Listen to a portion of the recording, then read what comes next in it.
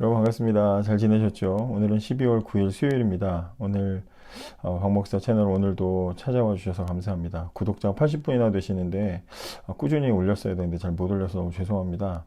몸이 좋지 않아서 개인적인 사정 때문에 좀 올리지 못했습니다. 그래서 오늘 수요예배 때도 사실은 준비를 했다가 못 올리겠다 하고 있다가 조금 괜찮아져서 오늘 빨리 올리고 저는 이제 또 예배 드리러 내려가 봐야 되거든요. 그래서 이제 잠깐 올리려고 합니다. 오늘은 역대하 29장입니다. 히스기야 왕의 이야기가 시작됐죠. 히스기야 왕의 이야기는 빼놓으면 안 될 것 같아서 좀 오늘 켰습니다. 오늘 29장 20절부터 36절까지인데요. 한번 잠깐 보겠습니다. 오늘 저는 제목을 즐거운 예배라고 담았습니다. 히스기야가 왕위에 오르면서 유다 왕국은 다시 한번 적극적으로 하나님께 돌아가게 됩니다. 히스기야가 왕위에 오르면서 제일 먼저 했던 일이 뭐냐면 성전을 하나님께 정결하게 드리는 일을 했습니다. 다시 한번 성전을 하나님께 봉헌하는 일이죠. 사람이 어떤 권한을 갖게 되면 가장 먼저 그 권한을 갖게 된 다음에 하고 싶은 일을 하겠죠. 복지국가를 꿈꾸는 왕은 대통령은 복지 어떤 행보를 먼저 할 것이고요. 군사를 먼저 키우고 싶은 왕은 대통령은 군사력을 증대하는데 어떤 무기를 사들이거나 하는 일에 먼저 힘을 쏟을 겁니다. 통일을 추구했던 대통령이라면 통일 정책을 먼저 내놓을 거고요. 이런 식이죠. 그런데 복수를 꿈꾸던 왕이 있다면 먼저 정적을 제거하는 일을 먼저 할 것이고, 무역 강대국을 꿈꾸는 왕이라면 왕위에 오르자마자 열심히 외교를 하게 될 것입니다. 이런 관점에서 봤을 때 히스기야는 왕이 되자마자 무엇을 했는가를 우리가 좀 생각해 볼 필요가 있는데, 히스기야가 왕이 되기 직전까지 유다는 북이스라엘에게 당하고 에돔에게 당하고 동맹으로 맺었던 아수르에게 당하면서 여러 가지로 어려움들이 있었습니다. 근데 이런 상황 속에서 히스기야 왕이 되기 전에 이 아하스 왕은 우상을 더 섬겼고요. 하나님의 성전의 기구를 부수고 악행을 저지르는 그런 이 악한 행보를 보이게 되죠. 히스기야가 나라가 쇠약일 상태에서 이럴 때 왕이 되었고, 가장 먼저 히스기야가 했던 일은 주변 국가들을 정리하는 일이어야 될 것 같았는데 그게 아니라 성전을 정결하게 하는 일을 합니다. 히스기야가 판단하기에 유다 왕국이 지금 약하고 쇠락한 그 원인을 어디서 찾았느냐? 바로 외교의 실패가 아니라 하나님과의 관계의 실패에서 그 쇠락의 원인을 찾았다라는 것을 우리가 볼 수가 있습니다. 이렇게 성전을 정결하게 하면서 백성들 앞에서 연설한 것이 6절과 7절입니다. 우리 조상들은 하나님께 복종하지 않았소. 여호와께서 보시기에 악한 일을 했소. 그들은 여호와를 저버렸소. 그들은 여호와가 계시는 성전에서 예배드리는 일을 멈추고 여호와를 배반했소.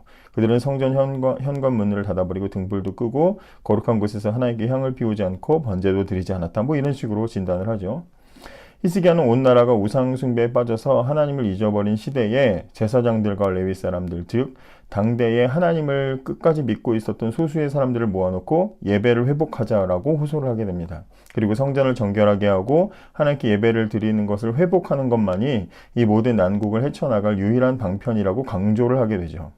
10절과 11절입니다. 이제 나 히스기야는 이스라엘의 하나님 여호와와 언약을 맺기로 다짐했소. 그러면 여호와께서 더 이상 우리에게 노하시지 않을 것이요. 그대들여 이제는 시간을 낭비하지 마시오. 이렇게 얘기합니다. 12절부터 보면 히스기야의 말을 들은 레위인과 제사장들은 히스기야의 말에 동조하면서 열심히 성전을 정결하게 하는 일에 최선을 다하죠. 그리고 성전과 모든 기구들이 하나님께 봉헌이 되었고 이제 각 성의 지도자들을 모아놓고 히스기야는 하나님께 속죄의 제사를 지내게 됩니다. 23절에 보면 그런 뒤에 제사장들은 숫 염소들을 왕과 거기에 모인 백성 앞에 가져왔습니다. 그 숫 염소는 죄를 씻는 제물인 속죄 제물이었습니다. 왕과 백성은 숫 염소들 위에 손을 얹었습니다. 그러자 제사장들이 숫 염소를 잡고 그 피를 제단 위에 뿌려서 속죄제로 삼았습니다. 이렇게 말합니다.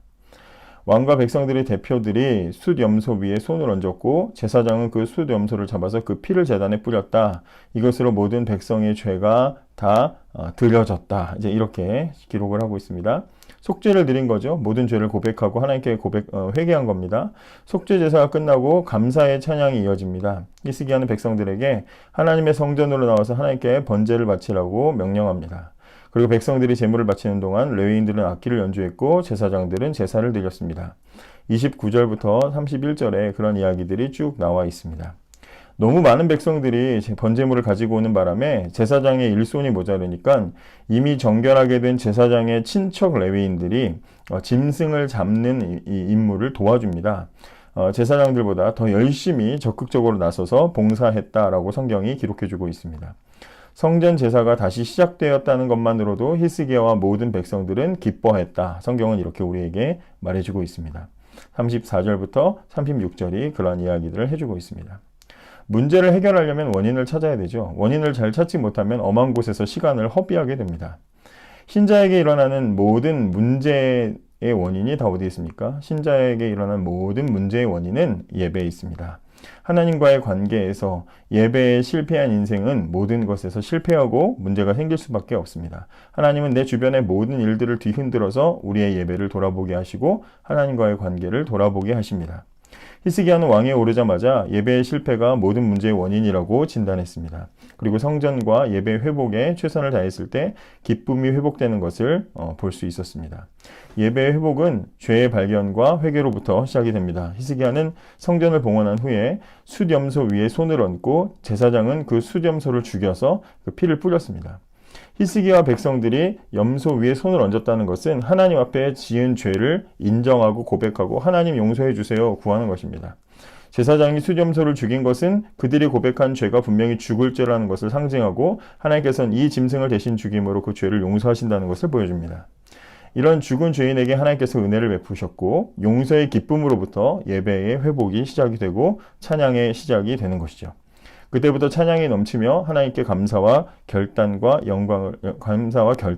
영광을 돌리게 되는 것입니다. 이때부터 백성들은 줄을 서서 하나님께 기쁨과 감사의 결단을 고백하며 찬양을 하기 시작을 한 것이죠. 다시 시작되는 예배는 어떤 예배였을까요? 기쁨과 감격의 예배였을 것입니다. 예배의 본질이 바로 여기 있다는 것을 우리가 보게 됩니다. 예배는 기쁨과 감격의 사건입니다. 근본적으로 예배는 회개한 자에게 베풀어지는 하나님의 완전한 은혜와 사랑에서 시작이 되기 때문에 그렇습니다. 우리 예배는 어떻습니까? 우리 예배는 은혜와 감사가 있습니까? 우리 예배에는 기쁨과 감격이 있습니까? 우리가 드리는 찬양에는 기쁨이 있습니까? 은혜의 회복이 있습니까? 하나님께 결단이 있습니까?